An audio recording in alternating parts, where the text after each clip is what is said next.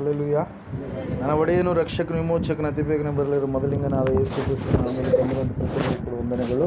ದೇವರು ನಿಮ್ಮನ್ನು ಅತ್ಯಧಿಕವಾಗಿ ಆಶೀರ್ವಾದ ಮಾಡಲಿ. ಈ ಸಮಯದ ಬಲಗೈನ ಮೇಲೆ ಕೆತ್ತನೆ ವಾಕ್ಯವನ್ನು ಅರ್ಕೆ ಮಾಡೋಣ. ಯೆಹೋವನು ಒಳ್ಳೆಯವನು, ಆತನ ಕೃಪೆಯು ಶಾಶ್ವತವಾಗಿರುವುದು. ಯೆಹೋವನು ಒಳ್ಳೆಯವನು, ಆತನ ಕೃಪೆಯು ಶಾಶ್ವತವಾಗಿರುವುದು. ಯೆಹೋವನು ಒಳ್ಳೆಯವನು, ಆತನ ಕೃಪೆಯು ಶಾಶ್ವತವಾಗಿರುವುದು. ಆಮೇಲೆ ಈ ಸಮಯದಲ್ಲಿ ಓದುವಾರ ನಾವು ಧ್ಯಾನ ಮಾಡಿದಂಥ ವಾಕ್ಯ ಯಾವುದಾಗಿತ್ತು? ಯಾರಾದರೂ ನೆನಪು ಮಾಡ್ತೀರಾ? ಓದು ಗುರುವಾರ ದೇವರು ನಮ್ಮ ಸಂಗಡ ಮಾತಾಡಿದಂಥ ಮಾತು ಯಾವುದಾಗಿತ್ತು? ಹಲ್ಲೆಲೂಯಾ. ದೇವರು ಕುಷ್ಠರೋಗಿಗಳಿಗೆ ಹೇಳ್ತಾರೆ ಏನೆಂಬುದಾಗಿ? ನೀವು ಹೋಗಿ ಯಾಜಕರಿಗೆ ನಿಮ್ಮ ಮೈಯನ್ನು ತೋರಿಸಿಕೊಳ್ಳಿರಿ ಎಂಬುದಾಗಿ. ಹಲ್ಲೆಲೂಯಾ. ಅದ್ಭುತವಾದ ರೀತಿಯಲ್ಲಿ ಅವರು ಆ ರೀತಿಯಾಗಿ ಮಾಡಿದಾಗ ದೇವರು ವಾಕ್ಯ ಹೇಳ್ತಾ ಇದೆ, ಯೇಸು ಹೇಳಿರುವಂಥದ್ದನ್ನು ಅವರು ಮಾಡಿದಂಥ ಸಂದರ್ಭದಲ್ಲಿ ಸತ್ಯವೇದ ಹೇಳ್ತಾ ಇದೆ, ಅವರು ಸ್ವಸ್ಥತೆಯನ್ನು ಹೊಂದಿದರು, ಅವರ ಜೀವಿತದಲ್ಲಿ ಬಿಡುಗಡೆಯನ್ನು ಹೊಂದಿಕೊಂಡ್ರು ಎಂಬುದಾಗಿ. ಈ ಸಮಯದಲ್ಲಿ ಲೂಕನ ಬರೆದ ಸುವಾರ್ತೆ 12ನೇ ಅಧ್ಯಾಯ 35-36 ವಾಕ್ಯಗಳನ್ನು ನಾವು ಸ್ವಲ್ಪ ಹೊತ್ತು ಧ್ಯಾನ ಮಾಡೋಣ. ನಿಮ್ಮ ನಡುಗಳು ಕಟ್ಟಿರಲಿ, ನಿಮ್ಮ ದಿವಟಿಗೆಗಳು ಉರಿಯುತ್ತಾ ಇರಲಿ. ನೀವಂತೂ ತಮ್ಮ ಯಜಮಾನನು ಬಂದು ತಟ್ಟಿದ ಕೂಡಲೇ ಕದವನ್ನು ತೆರೆಯುವುದಕ್ಕೆ ಸಿದ್ಧವಾಗಿದ್ದು ಮದುವೆ ಊಟವನ್ನು ಯಾವಾಗ ತೀರಿಸಿಕೊಂಡು ಬರುವನೋ ಎಂದು ಅವನನ್ನು ಎದುರು ನೋಡುತ್ತಿರುವ ಮನುಷ್ಯರಂತಿರ್ರಿ. Hallelujah. Praise lord. Hallelujah. Praise lord. ಈ ಸಮಯದಲ್ಲಿ ವಾಕ್ಯ ಸಲುವಾಗಿ ಅಜ್ಜಿ ಪ್ರಾರ್ಥನೆ ಮಾಡ್ತಾರೆ, ನಮ್ಮ ಸಂಗಡ ದೇವರು ಮಾತಾಡಲಿ ಎಂಬುದಾಗಿ. ಮೊಣಕಾಲು ಹಾಕೋಣ. ಮೊಣಕಾಲು ಹಾಕುವಂಥವ್ರು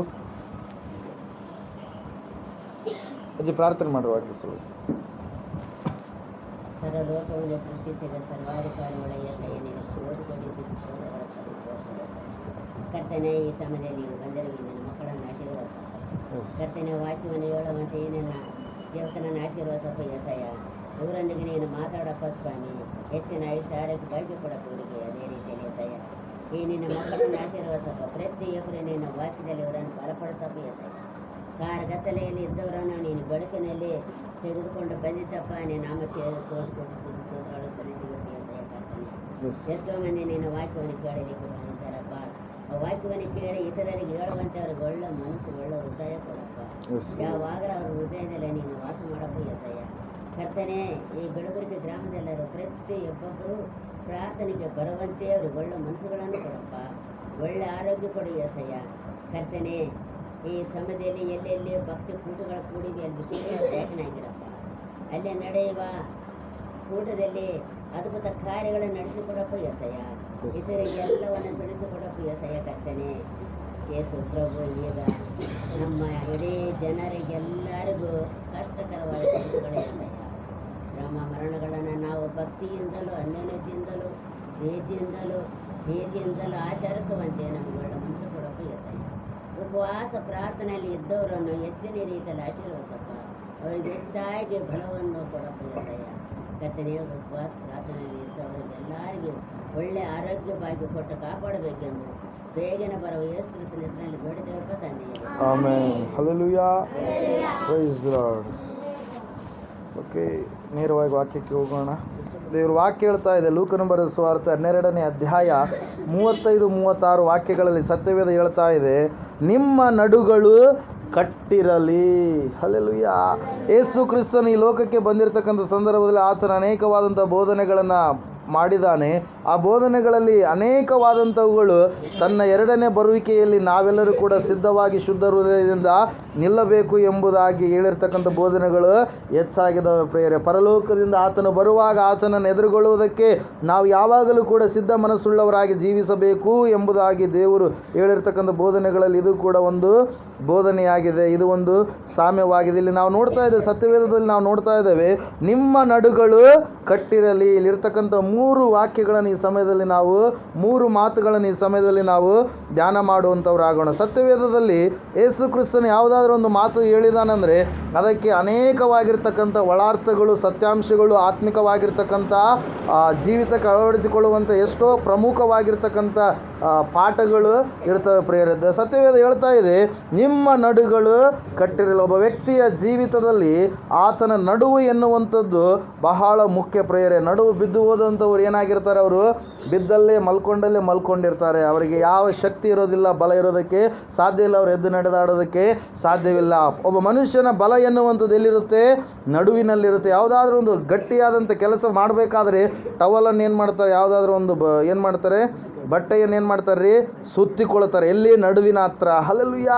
ದೇವ್ರ ವಾಕ್ಯ ಹೇಳ್ತಾ ಇದೆ, ಸತ್ಯವೇದ ಹೇಳ್ತಾ ಇದೆ, ನಿಮ್ಮ ನಡುಗಳು ಕಟ್ಟಿರಲಿ, ನಿಮ್ಮ ನಡುಗಳು ಕಟ್ಟಿರಲಿ. ಯಾಕೆ ನಡುಗಳು ಕಟ್ಟಿರಬೇಕಂದ್ರೆ, ನಾವು ಮಾತಾಡಬಾರ್ದು ಮಕ್ಕಳು, ನಾವು ದೇವರ ಬರುವಿಕೆಗಾಗಿ ಸಿದ್ಧವಾಗಬೇಕಾದ್ರೆ ನಾವು ಸ್ಥಿರ ಮನಸ್ಸುಳ್ಳವರಾಗಿ ಇರುವವರಾಗಬೇಕು. ಹಲ್ಲೆಲೂಯಾ. ನಮ್ಮ ಬಲ, ನಮ್ಮ ಶಕ್ತಿ ಯಾವಾಗಲೂ ಕೂಡ ಚಂಚಲತೆ ಕಡೆಗೆ ಹೋಗಬಾರ್ದು. ಹಲ್ಲೆಲೂಯಾ. ಇಲ್ಲಿ ದೇವ್ರ ವಾಕ್ಯ ಹೇಳ್ತಾ ಇದೆ, ನಡುಗಳು ಕಟ್ಟಿರಲಿ ಅಂದರೆ ಏನರ್ಥ ಅಂದರೆ, ನಾವೊಂದು ನಿರ್ಧಾರಕ್ಕೆ ಬಂದಂಥವರಾಗಿದ್ದೇವೆ, ಆ ನಿರ್ಧಾರದಿಂದ ನಾವು ತಪ್ಪಿ ಹೋಗುವಂಥವರು ಆಗಬಾರ್ದು. ನಿರ್ಧಾರವನ್ನು ತೆಗೆದುಕೊಂಡಂಥ ನಾವು ಆ ನಿರ್ಧಾರದಲ್ಲಿಯೇ ದೇವರ ಮಕ್ಕಳಾಗಿ ನಾವು ಇರುವಂಥವರಾಗಬೇಕು, ಜೀವಿಸುವಂಥವರಾಗಬೇಕು. ಸತ್ಯವೇದ ಹೇಳ್ತಾ ಇದೆ ಪ್ರಿಯರೇ, ಪೌಲನು ಹೇಳ್ತಾನೆ ಫಿಲಿಪ್ಪಿದವರಿಗೆ ಬರೆದ ಪತ್ರಿಕೆ 3ನೇ ಅಧ್ಯಾಯ 13-14 ವಚನಗಳಲ್ಲಿ. ಒಂದು ಸಾರಿ ಓದ್ರಿ, ಫಿಲಿಪಿಯರಿಗೆ ಬರೆದ ಪತ್ರಿಕೆ 3ನೇ ಅಧ್ಯಾಯ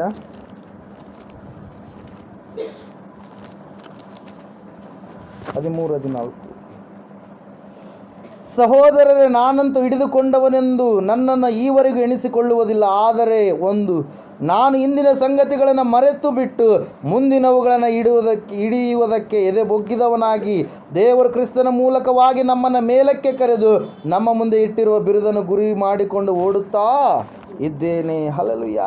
ದೇವರ ವಾಕ್ಯದಲ್ಲಿ ನಾವು ನೋಡ್ತಾ ಇದ್ದೇವೆ, ನಾವು ಓಟವನ್ನು ಓಡುವಂಥವರು, ನಾವು ರನ್ನಿಂಗ್ ರೇಸಲ್ಲಿ ಇರುವಂಥವರು. ನಮ್ಮ ರೇಸ್ ಮುಗಿಯುವಂಥದ್ದು ಯಾವಾಗ ರೀ, ಯೇಸು ಕ್ರಿಸ್ತನು ಮೇಘದಲ್ಲಿ ಬರುವಾಗ, ನಾವು ಆತನನ್ನು ಭೇಟಿ ಆಗುವಾಗ. ಸತ್ಯವೇದ ಹೇಳ್ತಾ ಇದೆ ಏನೆಂಬುದಾಗಿ, ನಿಮ್ಮ ನಡುಗಳನ್ನು ನೀವು ಕಟ್ಟಿಕೊಂಡಂಥ ಸ್ಥಿತಿಯಲ್ಲಿ ಜೀವಿಸುವಂಥವರು ಆಗಿರ್ರಿ. ನಿಮ್ಮ ಜೀವಿತದ ಒಂದು ಉದ್ದೇಶವನ್ನು ನೀವು ಆ ಕಡೆ ಈ ಕಡೆ ಬದಲು ಮಾಡಿಕೊಳ್ಬೇಡಿ. ಒಂದು ಸಾರಿ ಏನಾಗುತ್ತೆ ಅಂದರೆ, ಒಂದು ದೇಶಕ್ಕೆ ನೆಬೂಕದ್ನೆಚ್ಚರ್ ಎನ್ನುವಂಥ ಮಹಾರಾಜ ಅವನು ದೇಶದಲ್ಲಿ ಅವನು ಕೊಳ್ಳೆ ಹೊಡೆದಂಥ ಸಂದರ್ಭದಲ್ಲಿ, ದೇಶವನ್ನು ಮುತ್ತಿಗೆ ಹಾಕಿದಂಥ ಸಂದರ್ಭದಲ್ಲಿ ಅಲ್ಲಿರ್ತಕ್ಕಂಥ 4 ಜನ ಯೌವನಸ್ಥರನ್ನು ಏನು ಮಾಡ್ತಾನೆ ರೀ, ಬಾಬೆಲ್ ಎನ್ನುವಂಥ ಸಾಮ್ರಾಜ್ಯಕ್ಕೆ ಕರೆದುಕೊಂಡು ಬರ್ತಾನೆ ಪ್ರಿಯರೇ. ಬಂದಂಥ ಸಂದರ್ಭದಲ್ಲಿ ನಾವು ನೋಡ್ತಾ ಇದ್ದೇವೆ, ದಾನಿಯೇಲನ್ ಎನ್ನುವಂಥ ವ್ಯಕ್ತಿ ಮತ್ತು ಶಾದ್ರಾಕ್, ಮೇಷಕ್, ಅಬೇದ್ನೆಗೋ ಅವ್ರು ಏನು ಮಾಡ್ತಾರಂದರೆ ಒಂದು ನಿರ್ಧಾರವನ್ನು ತೆಗೆದುಕೊಳ್ತಾರೆ.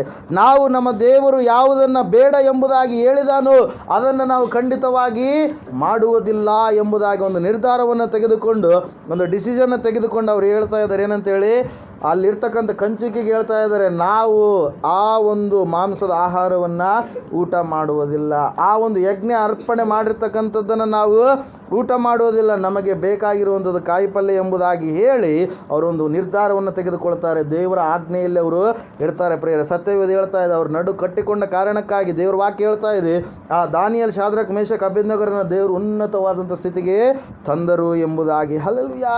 ದೇವರ ವಾಕ್ಯದಲ್ಲಿ ಯೋಬನ ವಿಷಯವಾಗಿ ಸತ್ಯವೇದ ಹೇಳ್ತಾ ಇದೆ ಏನೆಂಬುದಾಗಿ ಅಂದರೆ 31ನೇ ಅಧ್ಯಾಯ 1ನೇ ವಾಕ್ಯದಲ್ಲಿ, ನಾನು ಕಣ್ಣುಗಳೊಂದಿಗೆ ನಿಬಂಧನೆಯನ್ನು ಮಾಡಿಕೊಂಡಿದ್ದೇನೆ, ಯುವತಿಯ ಮೇಲೆ ಹೇಗೆ ಕಣ್ಣಿಟ್ಟೇನು. ನಾನು ಕಣ್ಣುಗಳೊಂದಿಗೆ ನಿಬಂಧನೆಯನ್ನು, ಒಡಂಬಡಿಕೆಯನ್ನು ಮಾಡಿಕೊಂಡಿದ್ದೇನೆ, ವ್ಯರ್ಥವಾದ ಕಾರ್ಯಗಳ ಕಡೆಗೆ ನಾನು ಯಾಕೆ ದೃಷ್ಟಿಯನ್ನು ಹರಿಸುವೆನು ಎಂಬುದಾಗಿ. ಹಲ್ಲೆಲೂಯಾ.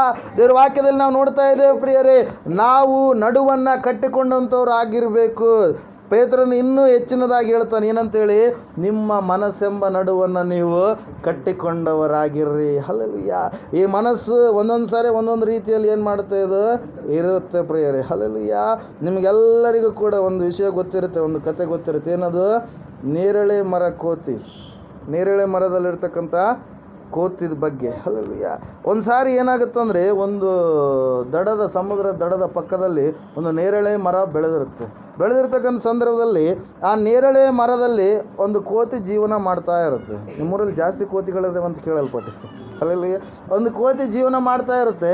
ಆ ನೇರಳೆ ಮರದಲ್ಲಿರ್ತಕ್ಕಂಥ ನೇರಳೆ ಹಣ್ಣು ಭಾಳ ಸ್ವೀಟ್ ಇರುತ್ತೆ. ಹಲ್ಲೆಲೂಯಾ.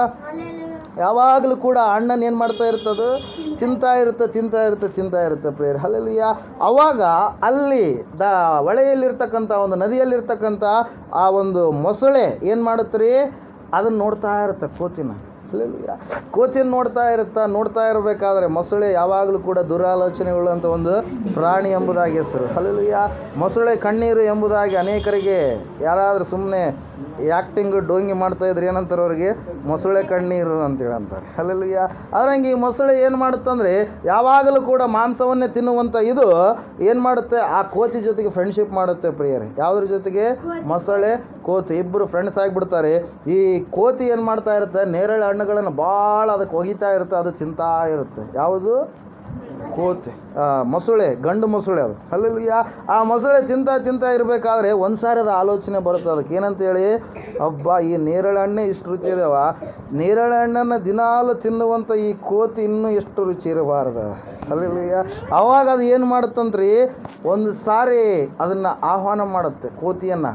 ಏನಂತೇಳಿ, ನನ್ನ ಹೆಂಡತಿ ನಿನ್ನನ್ನು ಕರಿತಾ ಇದ್ದಾಳೆ, ನೀನು ಇಷ್ಟು ದಿನ ಒಳ್ಳೆ ಹಣ್ಣುಗಳನ್ನು ಕೊಟ್ಟಿದ್ದೀಯಾ, ಬರೀ ನೀನೇ ಕೊಡೋದಾಯಿತು, ನಾನು ಕೂಡ ನಿನಗೆ ಏನು ಕೊಡಬೇಕು, ಗಿಫ್ಟನ್ನು ಬರೀ ನೀನೇ ಕೊಡೋದಾಯಿತು, ಪರೋಪಕಾರವನ್ನು ನಾನು ಕೂಡ ಮಾಡಬೇಕು, ನೀನು ಇಷ್ಟು ದಿನ ಉಪಕಾರ ಮಾಡಿದೆಯಲ್ಲ ಅಂಥೇಳಿ ಹೇಳಿ ನಮ್ಮ ಮನೆಗೆ ಬಾ ಅಂತೇಳಿ ಅದು ಅನೇಕ ಸಾರಿ ಕರೆಯೋದಕ್ಕೆ ಪ್ರಾರಂಭ ಮಾಡಿದ ಸಂದರ್ಭದಲ್ಲಿ ಕೋತಿ, ಅವಾಗಲೇ ಗೊತ್ತು ಕೋತಿಗೆ ಮೊಸಳೆ ಎಂಥದ್ದು ಅಂತೇಳಿ. ಆದರೂ ಕೂಡ ಇದು ಭಾಳ ಚೆನ್ನಾಗಿ ಆ್ಯಕ್ಟಿಂಗ್ ಮಾಡುವಂಥ ಸಂದರ್ಭದಲ್ಲಿ ಕೋತಿ ಏನಾಗ್ಬಿಡ್ತಾರೆ, ಆಯಿತು ಬರ್ತೀನಿ ಅಂತೇಳಿ ಒಂದು ದಿನಾಂಕವನ್ನು ಏನು ಮಾಡ್ತೀರಿ, ನಿಗದಿಪಡಿಸ್ತು. ಆವತ್ತಿನ ದಿನ ಅದು ಹೋಗ್ತಾ ಇದೆ. ಅಲ್ಲೆಲ್ಲೂಯ್ಯ. ಎಲ್ಲಿ ಕೂತ್ಕೊಂಡಿದೆ ಈಗ? ಮೊಸಳೆ ಬೆನ್ನಿನ ಮೇಲೆ ಕೂತ್ಕೊಂಡು ಹೋಗ್ತಾ ಇದೆ. ಅಲ್ಲೆಲ್ಲೂಯ್ಯ. ಅರ್ಧ ದಾರಿಗೆ ಹೋದಂಥ ಸಂದರ್ಭದಲ್ಲಿ ಆವಾಗ ಮೊಸಳೆ ನಿಜಾಂಶವನ್ನು, ಸತ್ಯವನ್ನು ಹೇಳೋದಕ್ಕೆ ಪ್ರಾರಂಭ ಮಾಡುತ್ತೆ. ಏನಂತೇಳಿ, ನನ್ನ ಹೆಂಡತಿ ನನಗೆ ಹೇಳಿದ್ಲು, ಏನಂತೇಳಿ, ಇಷ್ಟು ಒಳ್ಳೆ ಹಣ್ಣುಗಳನ್ನು ನೀನು ತಗೊಂಡು ಬರ್ತಾ ಇದೀಯಾ, ಇಷ್ಟು ಒಳ್ಳೆ ಹಣ್ಣುಗಳು ಡೈಲಿ ತಿನ್ನುವಂಥ, ಎಷ್ಟೋ ವರ್ಷಗಳಿಂದ ತಿನ್ನುವಂಥ ಆ ಕೋತಿ ಮಾಂಸ ಇನ್ನೂ ಎಷ್ಟು ಚೆನ್ನಾಗಿರಬಾರ್ದು, ರುಚಿಯಾಗಿರಬಾರ್ದು ಅಂತೇಳಿ ನಮ್ಮ ಹೆಂಡ್ತಿ ಹೇಳಿದ್ಲು. ಅದ್ರ ಸಲುವಾಗಿ ನನ್ನ ಹೆಂಡ್ತಿ ಸಲುವಾಗಿ ನಾನು ನಿನ್ನನ್ನು ಕರೆದುಕೊಂಡು ಹೋಗ್ತಾ ಇದ್ದೀನಿ ಅಂತೇಳಿ ನಿಜ ಹೇಳ್ಬಿಡ್ತು. ಅಲ್ಲೆಲ್ಲೂಯ್ಯ. ಆವಾಗ ಕೋತಿ ಆಲೋಚನೆ ಮಾಡುತ್ತೆ. ಕೋತಿ ಏನು ಮಾಡ್ತೀರಿ, ಆಲೋಚನೆ ಮಾಡಿ ಹೇಳ್ತಾ ಇದೆ, ಅಯ್ಯೋ ಈ ಸಂಗತಿ ನೀನು ಮೊದಲೇ ಹೇಳ್ಬೋದಾಗಿತ್ತಲ್ಲ. ಅಲ್ಲೆಲ್ಲೂಯ್ಯ. ನಿನ್ನ ಹೆಂಡ್ತಿ ಏನು ಕೇಳಿದ್ಲು, ನನ್ನ ಹೃದಯ ಕೇಳಿದ್ಲು, ನನ್ನ ಹೃದಯ ಭಾಳ ಚೆನ್ನಾಗಿರುತ್ತೆ ಅಂತ ಕೇಳಿದ್ಲು. ಆದರೆ ನೀನು ಮೊದಲೇ ಹೇಳಿದ್ರೆ ನನ್ನ ಹೃದಯವನ್ನು ನಾನು ತೊಗೊಂಡು ಬರ್ತಾಯಿದ್ರು, ಆದರೆ ನನ್ನ ಹೃದಯವನ್ನು ನಾನು ಎಲ್ಲಿಟ್ಟಿದ್ದೀನಿ, ಗಿಡದಲ್ಲಿ ಇಟ್ಟು ಬಂದೀನಿ ಅಂತೇಳಿ. ಅಲ್ಲೆಲ್ಲೂಯ್ಯ. ಆ ಮೊಸಳೆ ನಂಬಿಬಿಡ್ತು, ಏನು ಮಾಡ್ತಾ ಇದ್ದಾರೆ, ವಾಪಸ್ ಬರ್ತಾ ಇದೆ. ಅಲ್ಲೆಲ್ಲೂಯ್ಯ. ಆವಾಗ ಮೊಸಳೆ ಆ ದಡಕ್ಕೆ ಬಂದ ಸಂದರ್ಭ ಕೋತಿ ಗಿಡ ಏರಿ ಏನು ಮಾಡ್ತಾ ಇದ್ದಾರೆ, ಸಂಗಡ ಮಾತಾಡ್ತಾ ಇದೆ, ನೀನು ನಂಬಿ ಮೋಸ ಮಾಡುವಂಥ ವ್ಯಕ್ತಿಯಾಗಿದ್ದೀಯಾ. ಅದಕ್ಕೆ ಅಲ್ಲಿವರೆಗೂ ಆಕರ್ಷಣೆ ಇದ್ದಿಲ್ಲ, ಆದರೆ ಅದರ ಮನಸ್ಸೇನಾಯ್ತು ರೀ, ಬದಲಾಯಿತು. ಅಲ್ಲೆಲ್ಲೂಯ್ಯ. ದೇವ್ರ ವಾಕ್ಯ ಹೇಳ್ತಾ ಇದೆ, ನಿಮ್ಮ ಮನಸ್ಸುಗಳು ದೇವರಿಂದ ದೆವ್ವದ ಕಡೆಗೆ ಹೋಗಬಾರ್ದು, ದೇವರಿಂದ ಪರಲೋಕದಿಂದ ಲೋಕದ ಕಡೆಗೆ ನಿಮ್ಮದು ಹೋಗಬಾರ್ದು. ಲೋಕ ಎಲ್ಲ ಕೆಟ್ಟತನದಿಂದ ತುಂಬಿದೆ. ಅಲ್ಲೆಲ್ಲೂಯ್ಯ. ದೇವ್ರ ವಾಕ್ಯ ಹೇಳ್ತಾ ಇದೆ, ಸತ್ಯವೇದ ಹೇಳ್ತಾ ಇದೆ, ನೀವು ನಿಮ್ಮ ಮನಸ್ಸೆಂಬ ನಡುವನ್ನು ಕಟ್ಟಿಕೊಳ್ಳುವಂಥವರಾಗಿರ್ರಿ. ಅಲ್ಲೆಲ್ಲೂಯ್ಯ. ಮನಸ್ಸು ಇದು ಚಂಚಲತ್ವವನ್ನು ಬಯಸುವಂಥದ್ದಾಗಿದೆ, ಚಂಚಲ ಆಗ್ತಾ ಇರುತ್ತೆ. ಯಾಕಾದ್ರೂ ನಂಬಿದೇನೋ ಏನೋ ಅನ್ನೋ ರೀತಿಯಲ್ಲಿ ಕೆಲವು ಜನರು ಮುಖವನ್ನು ಮಾಡ್ಕೊಂಡಿರ್ತಾರೆ ಪ್ರಿಯರೇ. ಅಲ್ಲೆಲ್ಲೂಯ್ಯ. ದೇವ್ರ ವಾಕ್ಯ ಹೇಳುತ್ತೆ, ದೇವ್ರ ನಂಬಿ ಆಯ್ತಪ್ಪ, ಯಾಕಾದ್ರೂ ನಂಬಿದ್ನು, ಒಂದು ಜಾತ್ರೆಗೆ ಹೋಗೋದಿಲ್ಲ, ಒಂದು ಅದಕ್ಕೆ ಹೋಗೋದಿಲ್ಲ, ಇನ್ನೊಂದಕ್ಕೆ ಹೋಗೋದಿಲ್ಲ. ಅಲ್ಲೆಲ್ಲೂಯ್ಯ. ಕೆಲವೊಬ್ರಿಗೆ ಆಲೋಚನೆಗಳು ಬರ್ತಾ ಇರ್ತವೆ. ಅಲ್ಲೆಲ್ಲೂಯ್ಯ. Praise the lord. ನಿಮ್ಮ ಕುಟುಂಬದವರು ಏನಾದರೂ ವಿವಾಹ ಕಾರ್ಯಗಳು ಅವರು ಒಂದು ವೇಳೆ ಕರೆದ್ರೆ ನೀವು ಹೋಗ್ಬೋದು, ಆದರೆ ನಿಮ್ಗೆ ಗೊತ್ತು ಅಲ್ಲಿರ್ತಕ್ಕಂಥ ವಿಗ್ರಹ ಅದು ದೇವರು ಅಲ್ವೇ ಅಲ್ಲ. ಅಲ್ಲೆಲ್ಲೂಯ್ಯ. ಅಲ್ಲಿರ್ತಕ್ಕಂಥ ಯಾವುದು ವಸ್ತು ದೇವರಾಗಕ್ಕೆ ಸಾಧ್ಯವೇ ಇಲ್ಲ. ನೀವು ಅವ್ರು ಕರೆದಿರ್ತಾರೆ, ಪಾಪ ನೀವು ಹೋಗಿ ಊಟ ಮಾಡ್ಬೋದು. ಅಲ್ಲೆಲ್ಲೂಯ್ಯ. ನೀವು ಪ್ರಾರ್ಥನೆ ಮಾಡಿ ನೀವು ಊಟ ಮಾಡ್ಬೋದು, ಆದರೆ ಅಲ್ಲಿರ್ತಕ್ಕಂಥ ಆ ಲೋಕ ಸಂಬಂಧವಾಗಿರ್ತಕ್ಕಂಥ ಸೈತಾನನ ಮುಷ್ಟಿಯೊಳಗೆ ಬಂಧಿತವಾಗಿರ್ತಕ್ಕಂಥ ಆ ವಿಗ್ರಹಕ್ಕೆ ನೀವೇನು ಮಾಡಬಾರ್ದು, ನಮಸ್ಕಾರ ಮಾಡಬಾರ್ದು. ಅಲ್ಲೆಲ್ಲೂಯ್ಯ. ದೇವ್ರ ವಾಕ್ಯ ಹೇಳ್ತಾ ಇದೆ ಪ್ರಿಯರೇ, ನಿಮ್ಮ ಮನಸ್ಸೆಂಬ ನಡುವನ್ನು ನೀವು ಕಟ್ಟಿಕೊಳ್ಳಿರಿ. ಒಬ್ಬ ವ್ಯಕ್ತಿಯ ಶಕ್ತಿ ಎಲ್ಲಿರುತ್ತೆ, ನಡುವಿನಲ್ಲಿರುತ್ತೆ. ಆ ನಡುವು ಬಹಳ ಮುಖ್ಯ ಪ್ರಿಯರೇ. ಅದರ ಸಲುವಾಗಿ ದೇವ್ರ ವಾಕ್ಯದಲ್ಲಿ ನಾವು ನೋಡ್ತಾ ಸ್ವಾಮಿಯವರು ಹೇಳ್ತಾ ಇದ್ದಾರೆ, ನಿಮ್ಮ ನಡುಗಳು ಕಟ್ಟಿರಲಿ. ಅಲ್ಲೆಲ್ಲೂಯ್ಯ. ಎರಡನೇದಾಗಿ ಹೇಳ್ತಾ ಇದ್ದಾರೆ ಪ್ರಿಯರೇ, ಅಲ್ಲಿ ಏನಂತೇಳಿ, ಅಲ್ಲೆಲ್ಲೂಯ್ಯ, ನಿಮ್ಮ ದಿವಟಿಗೆಗಳು ಉರಿಯುತ್ತಾ ಇರಲಿ. ಅಲ್ಲೆಲ್ಲೂಯ್ಯ. ಏನಂತ ಹೇಳ್ತಾ ಇದ್ದಾರೆ, ನಿಮ್ಮ ದಿವಟಿಗೆ ಅಂದ್ರೆ ಗೊತ್ತಾ, ದೀಪ ಅಂದ್ರೆ ಗೊತ್ತಾ, ದೀಪ ಹೆಂಗಿರ್ಬೇಕಂತೆ, ಆರಿ ಹೋಗುವಂಥದ್ದು ಆಗ್ಬಾರ್ದು. ಹೆಂಗಿರ್ಬೇಕದು, ಉರಿತಾ ಇರಬೇಕು, ಯಾವಾಗಲೂ ಕೂಡ ಉರಿತಾ ಇರಬೇಕು. ಹಲ್ಲೆಲೂಯ. ದೇವ್ರ ವಾಕ್ಯದಲ್ಲಿ ನಾವು ನೋಡ್ತಾ ಇದ್ದೇವೆ, ಸತ್ಯವೇದದಲ್ಲಿ ಪ್ರಿಯರೇ 60ನೇ ಅಧ್ಯಾಯ 1ನೇ ವಾಕ್ಯದಲ್ಲಿ ಯೆಶಾಯನ ಪ್ರವಾದನೆ ಗ್ರಂಥದಲ್ಲಿ ಹೇಳ್ತಾ ಇದೆ ವಾಕ್ಯ ಏನಂತೇಳಿ, ಬೆಳಕು ಬಂತು. ಯೆಹೋವನ ಏನಂತ ಹೇಳ್ತಾ ಇದೆ? ಏಳು ಪ್ರಕಾಶಿಸು, ನಿನಗೆ ಬೆಳಕು ಬಂತು, ಯೆಹೋವನ ತೇಜಸ್ಸು ನಿನ್ನ ಮೇಲೆ ಉದಯಿಸಿದೆ. ಹಲ್ಲೆಲೂಯಾ. ನೀನು ಕತ್ತಲೆಯಿಂದ ಬೆಳಕಿನ ಕಡೆಗೆ ಬಂದಂಥ ಮಗನಾಗಿದ್ದೀಯ, ಮಗಳಾಗಿದ್ದೀಯ. ಕತ್ತಲೆ ಜೀವಿತದಲ್ಲಿ ಇರುವಂಥವನು ನೀನು ಅಲ್ಲವೇ ಅಲ್ಲ. ಕತ್ತಲೆಯ ಜೀವಿತದಿಂದ ದೇವರು ನಿನ್ನನ್ನು ಏನು ಮಾಡಿದ್ದಾನೆ? ಪ್ರಕಾಶಮಾನವಾದಂಥ ಬೆಳಕಿನ ಕಡೆಗೆ ನಿನ್ನನ್ನು ನಡೆಸಿದ್ದಾನೆ. ಒಂದು ವೇಳೆ ನಿನ್ನ ಕುಟುಂಬದಲ್ಲಿ ಇರುವಂಥವ್ರು ಇನ್ನೂ ಕತ್ತಲೆಯಲ್ಲಿ ಇರ್ಬೋದು. ಹಲ್ಲೆಲೂಯಾ. ಅವರನ್ನು ನೀನೇನು ಮಾಡಬೇಕು? ನಿನ್ನ ಸಾಕ್ಷಿಯ ಮೂಲಕವಾಗಿ ಬೆಳಕಿನ ಕಡೆಗೆ ಅವರನ್ನು ಕರೆದುಕೊಂಡು ಬರಬೇಕು, ಅವರನ್ನು ನಡೆಸುವವರಾಗಬೇಕು. ದೇವ್ರ ವಾಕ್ಯ ಹೇಳ್ತಾ ಇದೆ, ನಿಮ್ಮ ದಿವಟಿಗೆಗಳು ಉರಿಯುತ್ತಿರಲಿ. ಸಾಕ್ಷಿಯ ಜೀವಿತವನ್ನು ಕೆಡಿಸಿಕೊಳ್ಳಬಾರ್ದು. ನೀವು ಅನೇಕರು ನಂಬಿದ್ದೀರಿ, ಅನೇಕರು ಬರ್ತಾಯಿದ್ರು ಬೆಳಗುರಿಕಿಂದ, ಆದರೆ ಕೆಲವು ಜನರು ದೀಪಗಳನ್ನು ಏನು ಮಾಡ್ಕೊಂಡ್ಬಿಟ್ರಿ? ಆರಿಸಿಕೊಂಡು ಬಿಟ್ರು. ಹಲ್ಲೆಲೂಯಾ. ರಕ್ಷಣೆ ಹೊಂದಿದ್ದೇವೆಂಬುದಾಗಿ ಹೇಳ್ಕೊಳ್ತಾರೆ. ನಾವು ಕೂಡ ಅವಾಗ ಹೋಗ್ತಾ ಇದ್ದೀವಿ ರೀ ಅಂತೇಳಿ ಹೇಳ್ತಾ ಇದ್ದಾರೆ, ನಾವು ನಂಬಿದ್ದೀವಿ ಅಂತ ಹೇಳ್ತಾ ಇದ್ದಾರೆ. ಆದರೆ ಲೋಕದ ವ್ಯವಹಾರಗಳಲ್ಲಿ ಅವ್ರು ಏನಾಗಿದ್ದಾರೆ? ಮುಳುಗಿ ಹೋದಂಥವರಾಗಿದ್ದಾರೆ. ಹಲ್ಲೆಲೂಯಾ. ದೇವ್ರ ವಾಕ್ಯ ಹೇಳ್ತಾ ಇದೆ, ನಿಮ್ಮ ದೀವಟಿಗೆಗಳು ಉರಿಯುತ್ತಾ ಇರಲಿ. ಹಲ್ಲೆಲೂಯಾ. ಅನೇಕರು ಇವತ್ತಿನ ದಿನಗಳಲ್ಲಿ ತಮ್ಮ ದೀಪಗಳನ್ನು ಏನು ಮಾಡ್ತಾ ಇದ್ದಾರೆ? ಅವರು ಆರಿಸಿಕೊಳ್ತಾ ಇದ್ದಾರೆ ಪ್ರೇಯರ್. ಒಂದು ಸಾರಿ ಯೇಸು ಸ್ವಾಮಿ ಒಂದು ಸಾಮ್ಯವನ್ನು ಹೇಳ್ತಾರೆ ಪ್ರೇಯರ್. ಅದರ ಕುರಿತಾಗಿ 25ನೇ ಅಧ್ಯಾಯ ಮತ್ತಾಯನ ಬರೆದ ಸುವಾರ್ತೆಯಲ್ಲಿ ಸ್ಪಷ್ಟವಾಗಿರುತ್ತೆ. ಮೊದಲು 12 ವಚನಗಳಲ್ಲಿ ಏನಂತ ಹೇಳಿ? ಪರಲೋಕ ರಾಜ್ಯವು ಮದಲಿಂಗನನ್ನು ಎದುರುಗೊಳ್ಳುವುದಕ್ಕೆ ಬರುವಂಥ ಕನ್ನಿಕೆಯರಿಗೆ ಹೋಲಿಕೆಯಾಗಿದೆ. ಹಲ್ಲೆಲೂಯಾ. ಅವರಲ್ಲಿ 5 ಜನ ಬುದ್ಧಿಯುಳ್ಳವರು, 5 ಜನ ಬುದ್ಧಿ ಇಲ್ಲದವರು. ಬುದ್ಧಿಯುಳ್ಳವರು ಏನು ಮಾಡಿದರು? ಏನು ತಗೊಂಡ್ರು? ಆರತಿಯಲ್ಲಿ ಎಣ್ಣೆಯನ್ನು ತಗೊಂಡ್ರು, ದೀಪವನ್ನು ತೆಗೆದುಕೊಂಡ್ರು. ಇವತ್ತು ಯಾವಾಗಲೂ ನೋಡ್ರಿ, ಬೈಬಲಲ್ಲಿ ಇರ್ತಕ್ಕಂಥ ಟ್ರೆಡಿಷನ್ನು ಈ ಲೋಕದಲ್ಲಿರ್ತಕ್ಕಂಥ ಅನೇಕರು ಏನು ಮಾಡ್ತಾ ಇದ್ದಾರೆ? ಆಚರಣೆ ಮಾಡ್ತಾ ಇದ್ದಾರೆ. ಹಲ್ಲೆಲೂಯಾ. ನಾನು ನಮ್ಮೂರಲ್ಲಿ ನೋಡ್ತಾ ಇರ್ತೀನಿ, ಯಾರಾದರೂ ಬಂದರೆ ಅಂದರೆ ಅವ್ರ ಪ್ರಕಾರ ಗುರುಗಳು ಯಾರಾದರೂ ಬಂದರೆ ಅಂದರೆ ಅವ್ರು ಏನು ಮಾಡ್ತಾರೆ ರೀ? ಕಳಸ ತಗೊಂಡು, ಅದು ಏನಂತಾರಲ್ಲ, ಆರತಿ ತೊಗೊಂಡು ಏನು ಮಾಡ್ತಾರೆ? ಸ್ವಾಗತ ಮಾಡ್ತಾರೆ. ಹಲ್ಲೆಲೂಯಾ. ಅದರಂಗೆ ಯೇಸು ಸ್ವಾಮಿ ಹೇಳ್ತಾ ಇದ್ದಾರೆ ಏನಂತೇಳಿ? ಒಬ್ಬ ಮದಲಿಂಗ ಬರುವ ರೀತಿಯಲ್ಲಿ ದೇವರ ಬರುವಿಕೆ ಇರುತ್ತೆ. ಹಲ್ಲೆಲೂಯಾ. ಕನ್ನಿಕೆಯಾದಂಥ ಆಕಿ ಏನಾಗಬೇಕು? ಸಿದ್ಧವಾಗಬೇಕು. ದೇವ್ರ ವಾಕ್ಯದಲ್ಲಿ ನಾವು ನೋಡ್ತಾ ಇದ್ದೇವೆ, 5 ಜನ ಬುದ್ಧಿಯುಳ್ಳವರು ಅಂತೇಳಿ ಸತ್ಯವೇದ ಯಾಕೆ ಅವ್ರನ್ನ ಕರಿತಾ ಇದೆ ಅಂದರೆ, ಅವರು ಆರತಿಗಳನ್ನು ತೆಗೆದುಕೊಂಡ್ರು, ದೀಪಗಳನ್ನು ತೆಗೆದುಕೊಂಡ್ರು ಮತ್ತು ಎಣ್ಣೆಯನ್ನು ಕೂಡ ಅವರು ತೆಗೆದುಕೊಂಡ್ರು ಪ್ರಿಯರೇ. ಆದರೆ ಬುದ್ಧಿ ಇಲ್ಲಾರ್ದವ್ರು ಏನು ಮಾಡಿದ್ರಿ? ಸ್ವಲ್ಪ ಎಣ್ಣೆ ಅದ್ರಾಗ ಹಾಕಿರ್ತಾರಲ್ಲ, ಅದಕ್ಕೇನಂತೀವಿ? ಚಿಕ್ಕ ಅಣತಿ ಏನು ಹೇಳ್ರಿ ಮಾಡಿದ್ರಿ? ಪ್ರಣತಿ, ಅಳತಿ, ಪಣತಿ. ಪಣತಿ. ಆ ಪಣತಿ ಒಳಗೆ ಅಷ್ಟೇ ಎಣ್ಣೆ ತೊಗೊಂಡ್ರು, ಮತ್ತೆ ಮುಂದೇನೋ ತೊಗೊಳ್ಳಿಲ್ಲ. ಹಲ್ಲೆಲೂಯಾ. ಆವಾಗ ಹೇಳಿದರು ಏನಂತೇಳಿ? ಮದಲಿಂಗ ಬರೋದಕ್ಕೆ ಲೇಟ್ ಆಗುತ್ತೆ ಅಂತೇಳಿ. ಇಬ್ಬರು ಮಲ್ಕೊತಾರೆ. ಬುದ್ಧಿ ಇದ್ದವರು ಮಲ್ಕೊಂಡ್ರು, ಬುದ್ಧಿ ಇಲ್ಲಾರ್ದವರು ಮಲ್ಕೊಂಡ್ರು. ಹಲ್ಲೆಲೂಯಾ. ಮತ್ತೆ ಡಂಗುರ ಹಾಕಿದ್ರು, ಮದಲಿಂಗ ಬರ್ತಾ ಇದ್ದಾನ. ಅಲ್ಲಿ ರೈತ ಮುಖಂಡಂದು ಮನೆ ಐತಲ್ಲ, ಅಲ್ಲಿ ದಾಟ್ಯಾನ ಅಂತೇಳಿ ಬಂದರು. ಅವಾಗ ಇಲ್ಲವ್ರು ಎಲ್ಲ ಮಕ್ಕಂಡ್ರೆಲ್ಲರೂ ಎಲ್ಲಾದ್ರೆ ಎದ್ರು ಇವ್ರ ಹತ್ರ ನೋಡ್ತಾ ಇದ್ದಾರೆ. ಇವ್ರದ್ದು ದೀಪ ಒತ್ತಿ ಒತ್ತಿ ಒತ್ತಿ ಇವ್ರದ್ದು ಏನಾಗ್ಬಿಟ್ಟದ?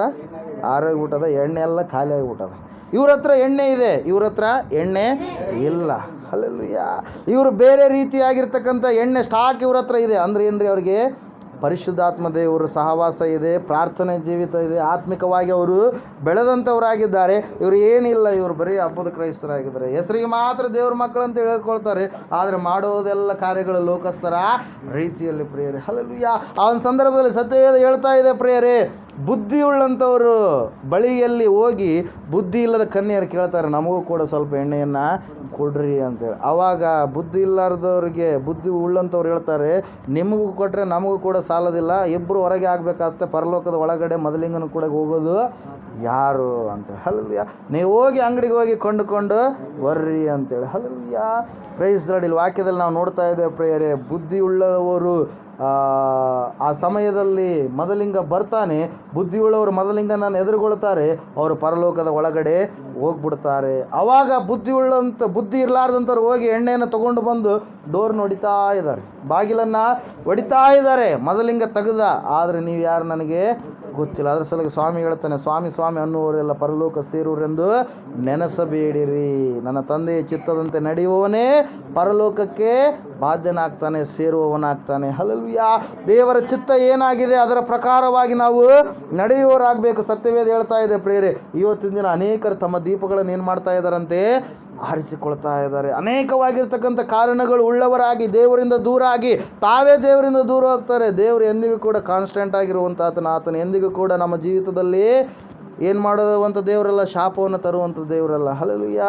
ನೀನು ಒಂದು ವೇಳೆ ಆತನ ನಡ್ಕೊಂಡು ಬಿಟ್ಟರು ಕೂಡ ಆತ ನಿನ್ನ ಮೇಲೆ ಏನು ಒಂದು ಬಾಂಬನ್ನು ಹಾಕಿ ನಿನ್ನ ಸಾಯಿಸುವಂಥ ದೇವರು ಅಲ್ಲ, ಶಾಪವನ್ನು ಹಾಕುವಂಥ ದೇವರು ಅಲ್ಲ. ಆತನು ನಿನಗಾಗಿ ಮನ ಮರುಗುವಂಥ ದೇವರಾಗ್ತಾನೆ. ಮತ್ತೆ ಪುನಃ ಯಾವಾಗ ನನ್ನ ಬಳಿಗೆ ಬರ್ತಾನೋ, ಹಲ್ಲೆಲೂಯಾ, ಯಾವಾಗ ಮತ್ತೆ ಪುನಃ ಬಂದು ಆ ಪರಲೋಕಕ್ಕೆ ಸೇರುವಂಥ ಮಗನು ಮಗಳು ಆಗ್ತಾನೋ ಅಂತೇಳಿ ದೇವರು ಕಾಯ್ತಾ ಇರ್ತಾನೆ ಪ್ರಿಯರೇ. ದೇವ್ರ ವಾಕ್ಯ ಹೇಳ್ತಾ ಇದೆ, ನಿಮ್ಮ ದಿವಟಿಗೆಗಳು ಉರಿಯುತ್ತಾ ಇರಲಿ. ಹಲ್ಲೆಲೂಯಾ. ಅನೇಕರು ದೀಪಗಳನ್ನು ಏನು ಮಾಡಿದ್ದಾರೆ, ಆರಿಸಿಕೊಳ್ತಾ ಇದ್ದಾರೆ. ಕಾರಣ ಏನಂದರೆ ಅವರು ಈ ಲೋಕದ ವ್ಯವಹಾರದಿಂದ ಹೊರಗಡೆ ಬಂದಂಥವರು ಪುನಃ ಲೋಕದ ವ್ಯವಹಾರದ ಕಡೆಗೆ ಹೋದಂಥವರಾಗಿದ್ದಾರೆ. ಹಲ್ಲೆಲೂಯಾ.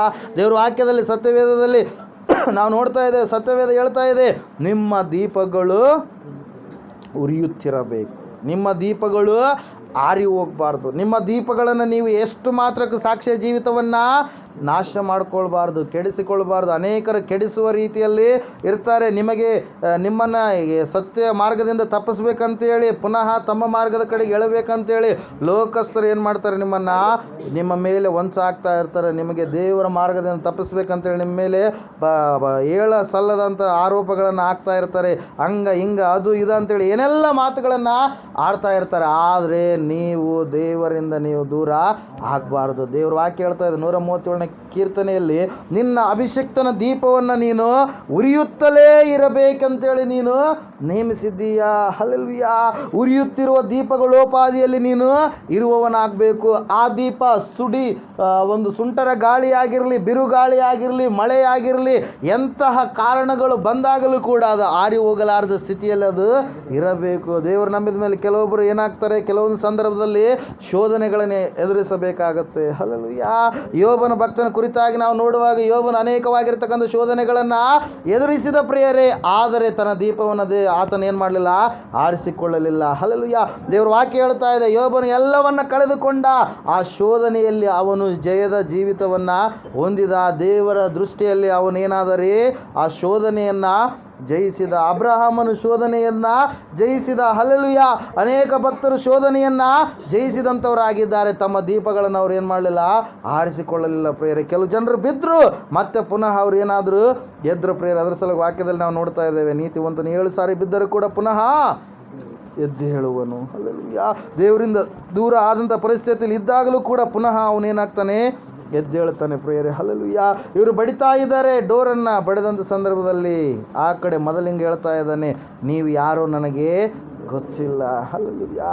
ಇವರು ನಟನೆಯ ಜೀವಿತವನ್ನು ಮಾಡುವಂಥವರು ಆಗಿದ್ದಾರೆ, ನಟನೆಯ ಭಕ್ತರಾಗಿದ್ದಾರೆ, ದೇವರಿಗೆ ಮೆಚ್ಚುಗೆಯಾದ ರೀತಿಯಲ್ಲಿ ಜೀವಿಸಲಾರದಂಥವರು ಆಗಿದ್ದಾರೆ. ಯಾರಾದರೂ ನೋಡಿದರೆ ಹಬ್ಬ ಇವರು ದೇವ್ರ ಮಕ್ಕಳನ್ನುವ ರೀತಿಯಲ್ಲಿ ನೋಡಿದಾಗ ಮಾತ್ರ ಆ ರೀತಿಯಾಗಿ ಮಾಡ್ತಾರೆ. ಆದರೆ ಮನೆಯಲ್ಲಿ ಹೋದ ಕಡೆಯಲ್ಲಿ ಬೇರೆ ಕಡೆಯಲ್ಲಿ ಎಲ್ಲದರಲ್ಲಿ ಅವರು ತಪ್ಪಿತಸ್ಥರಾಗಿ ಜೀವಿಸ್ತಾ ಇದ್ದಾರೆ ಪ್ರಿಯರೇ. ಅದರ ಸಲುವಾಗಿ ಇವತ್ತು ನಿನ್ನ ದೀಪ ದೇವರ ಮುಂದೆ ಉರಿತಾ ಇದೆನಾ, ಅಥವಾ ನಿನ್ನ ದೀಪವನ್ನು ನೀನು ಆರಿಸಿಕೊಂಡಿದೆ? ಒಂದು ಸಾರಿ ನೀನು ಆಲೋಚಿಸಬೇಕು ಪ್ರಿಯರೇ. ಹಲ್ಲೆಲೂಯಾ. ದೇವರ ವಾಕ್ಯ ಹೇಳ್ತಾ ಇದೆ, ಮೊದಲನೇದಾಗಿ ನಿಮ್ಮ ನಡುಗಳನ್ನು ನೀವು ಕಟ್ಟಿಕೊಳ್ಳಬೇಕು. ನಿನ್ನ ಮನಸ್ಸೆಂಬ ನಡುವನ್ನು ನೀನು ಕಟ್ಟಿಕೊಳ್ಳಬೇಕು. ಮನಸ್ಸೆಂಬ ನಡುವನ್ನು ಕಟ್ಟಿಕೊಳ್ಳುವಂಥದ್ದು ಹೇಗೆ ಎಂಬುದಾಗಿ ನಾವು ನೋಡುವಾಗ ಎಫೆಸ 6:14 ದೇವರ ವಾಕ್ಯ ಹೇಳ್ತಾ ಇದೆ, ಸತ್ಯವೆಂಬ ನಡುಕಟ್ಟನ್ನು ನೀವು ಕಟ್ಟಿಕೊಳ್ಳಿರಿ. ಆ ಸತ್ಯವೆಂಬ ನಡುಕಟ್ಟು ಯಾರಾಗಿದ್ದಾರೆ? ಸತ್ಯ ಯಾರಾಗಿದ್ದಾರೆ? ನಾನೇ ಮಾರ್ಗ, ನಾನೇ ಸತ್ಯ, ನಾನೇ ಜೀವ. ಆತನೇ ಮಾರ್ಗವಾಗಿದ್ದಾನೆ ಪರಲೋಕಕ್ಕೆ. ಹಲ್ಲೆಲೂಯಾ. ಆತನೇ ಸತ್ಯವಾಗಿರುವ ದೇವರಾಗಿದ್ದಾನೆ. ಆತನೇ ಪುನಃ ನಿತ್ಯ ಜೀವವನ್ನು ಕೊಡುವಂಥ ದೇವರಾಗಿದ್ದಾನೆ ಪ್ರಿಯರೇ. ಹಲ್ಲೆಲೂಯಾ. ಅದರ ಸಲುವಾಗಿ ಇವತ್ತು ನೀವು ತಿಳ್ಕೊಬೇಕಾಗಿರ್ತಕ್ಕಂಥ ಅಂಶ, ನಿಮ್ಮ ನಡುಗಳು ಕಟ್ಟಿರಲಿ. ನಿಮ್ಮ ಭಕ್ತಿಯ ಜೀವಿತವನ್ನು ಕೆಡಿಸಿಕೊಳ್ಬೇಡ್ರಿ. ನೀವು ಭಯಭಕ್ತಿ ಉಳ್ಳವರಾಗಿ ಜೀವಿಸುವಂಥವರಾಗಿರ್ರಿ. ನಿಮ್ಮ ದೀವಟಿಗೆಗಳು, ನಿಮ್ಮ ದೀಪಗಳು ಉರಿಯುತ್ತಿರಲಿ. ಮುಂದಿನ ಅಂಶಗಳನ್ನು ನಾವು ಮುಂದಿನ ಗುರುವಾರ ದಿನ ನಾವು ನೋಡುವಂಥವರಾಗೋಣ ಪ್ರಿಯರೇ. ಹಲ್ಲೆಲೂಯಾ. ಈ ಸಮಯದಲ್ಲಿ ನಾವೆಲ್ಲರೂ ಎದ್ದು ನಿಂತುಕೊಳ್ಳೋಣ, ಪ್ರಾರ್ಥನೆ ಮಾಡೋಣ. ದೇವರ ವಾಕ್ಯದಲ್ಲಿ ನಾವು ನೋಡ್ತಾ ಇದ್ದೇವೆ, ಯೇಸು ಕ್ರಿಸ್ತನು ಹೇಳ್ತಾ ಇದ್ದಾನೆ, ನಿಮ್ಮ ನಡುಗಳನ್ನು ನೀವು ಕಟ್ಟಿಕೊಳ್ಳಿರಿ, ನಿಮ್ಮ ದಿವಟಿಗೆಗಳು ಉರಿಯುತ್ತಿರಲಿ. ಯಜಮಾನನು ಬಂದು ಕದವನ್ನು ತಟ್ಟಿದ ಕೂಡಲೇ ಯಾವಾಗ ಮದುವೆಯ ಊಟವನ್ನು ತೀರಿಸಿಕೊಂಡೇವೋ ಎನ್ನುವ ರೀತಿಯಲ್ಲಿ ನೀವು ಎಚ್ಚರಿಕೆಯಿಂದ ಜೀವಿಸುವವರಾಗಿರ್ರಿ ಎಂಬುದಾಗಿ. ಹಲ್ಲೆಲೂಯಾ. ನೀನು ಯಾವ ರೀತಿಯಲ್ಲಿದೆಯಾ ಪ್ರಿಯನೇ ಪ್ರಿಯಳೇ? ನಿನ್ನ ನಡುವನ್ನು ಕಟ್ಟಿಕೊಂಡಿದ್ದೀಯಾ? ನೀನು ಒಂದು ನಿರ್ಧಾರವನ್ನು ತೆಗೆದುಕೊಂಡಿದ್ದೀಯಾ? ನೀನು ದೇವರ ಮಗನು ಮಗಳು ಆಗಿದ್ದೀಯಾ? ಪುನಃ ಮತ್ತೆ ಲೋಕದ ಕಡೆಗೆ ಹೋಗ್ತಾ ಇದೆಯಾ? ಲೋಕದ ಕಡೆಗೆ ಹೋಗ್ಬೇಕಂತೇಳಿ ನಿನ್ನ ನಿರ್ಧಾರವನ್ನು ಬದಲಾವಣೆ ಮಾಡಿಕೊಳ್ಳುವಂಥ ಸ್ಥಿತಿಯಲ್ಲಿದ್ದೀಯಾ? ಒಂದು ಸಾರಿ ಆಲೋಚನೆ ಮಾಡಿ. ದೇವರ ವಾಕ್ಯ ಹೇಳ್ತಾ ಇದೆ, ಶಾದ್ರಕ್, ಮೇಷಕ್, ಅಬೇದ್ನೆಗೋ, ದಾನಿಯೇಲರು ಅವರು ತಮ್ಮ ನಡುವನ್ನು, ಮನಸ್ಸೆಂಬ ನಡುವನ್ನು ಕಟ್ಟಿಕೊಂಡ್ರು. ಅವರನ್ನು ದೇವರು ಉನ್ನತವಾದ ಸ್ಥಿತಿಗೆ ತೆಗೆದುಕೊಂಡು ಬಂದರು. ಪ್ರೇರೆ ಹಲ್ಲೆಲೂಯಾ. ದೇವರ ವಾಕ್ಯದಲ್ಲಿ ನಾವು ನೋಡ್ತಾ ಇದ್ದೇವೆ, ನಿಮ್ಮ ದೀಪಗಳು ಉರಿಯುತ್ತಲೇ ಇರಬೇಕು. ನಿನ್ನ ಸಾಕ್ಷ್ಯ ಜೀವಿತ ಯಾವ ರೀತಿಯಾಗಿದೆ? ಒಂದು ಸಾರಿ ನೀನು ಪರೀಕ್ಷೆ ಮಾಡಿಕೋ.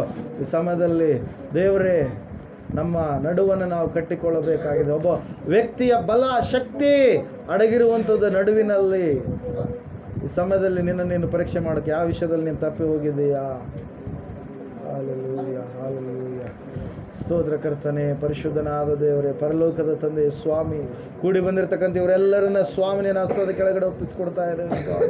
ಎಲ್ಲ ಮಕ್ಕಳನ್ನು ಆಶೀರ್ವಾದ ಮಾಡಯ್ಯ ಕರ್ತನೆ ಸ್ವಾಮಿ. ಇವರು ತಮ್ಮ ನಡುಗಳನ್ನು ಕಟ್ಟಿಕೊಂಡು ಸಾಕ್ಷಿ ಜೀವಿತವನ್ನು ಜೀವಿಸಲಿಕ್ಕಾಗುವ ಹಾಗೆ ಇವರಿಗೆ ಬಲ ಶಕ್ತಿಯನ್ನು ಕೊಡು ಸ್ವಾಮಿ. ಇವರು ಯಾರು ಕೂಡ ಸ್ವಾಮಿ ಭಕ್ತಿಯ ಜೀವಿತದಿಂದ ತಪ್ಪಿ ಹೋಗಲಾರ್ದ ಹಾಗೆ ಸ್ವಾಮಿ ಇವರು ಮಾಡುವಂಥ ಭಕ್ತಿ ಮುಂದಿನ ಯುಗಕ್ಕೂ ಕೂಡ ಸ್ವಾಮಿ ಇದು ಲಾಭಕರವಾಗಿದೆ ಎಂಬುದಾಗಿ ತಿಮೋಥೆಯನ ಪತ್ರಿಕೆಯಲ್ಲಿ ನಾವು ನೋಡುವಂಥವರಾಗಿದ್ದೇವೆ ಸ್ವಾಮಿ. ಹೌದು ರಾಜನೇ, ಅಂತಹ ಭಕ್ತಿಯ ಜೀವಿತವನ್ನು ಮಾಡುವಂಥ ಇವರು ಧನ್ಯರು ಎಂಬುದಾಗಿ ಸತ್ಯವೇದದಲ್ಲಿ ಸ್ವಾಮಿ ಇವರನ್ನು ಧನ್ಯರು ಎಂಬುದಾಗಿ ನೀನೇ ಹೇಳಿದ್ದೀಯಪ್ಪ.